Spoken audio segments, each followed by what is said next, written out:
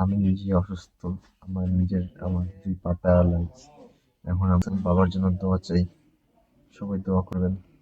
দেশনেত্রী বেগম খালেদা জিয়া, তার প্রতি আন্তরিক এত ভালোবাসা, সে তার এই ইন্তেকালের পরে জানাজা অংশগ্রহণ করার জন্য সেখানে স্বতঃস্ফূর্তভাবে বল যে তারেক জিয়া পালে যাবে, তা আমি ছেলেরে বলছি যে ও কিছু কথা বলে যে আজকে মা হারা সন্তান, কিন্তু সে আরেকটি এই যে সন্তান, বাবা হারা সন্তানদের কথা চিন্তা করে কিন্তু সে উদ্যোগটা নিয়েছে।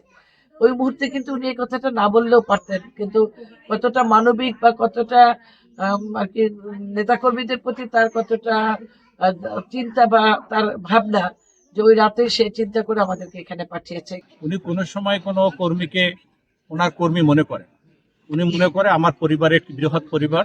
গতকাল রাত্রে মাননীয় অ্যাক্টিং চেয়ারম্যান আমাকে ফোন করেছেন, ফোন করে বলেছেন যে এই পরিবারটি বাংলাদেশের গণতান্ত্রিক আন্দোলনে অনন্য ত্যাগ স্বীকার করেছে।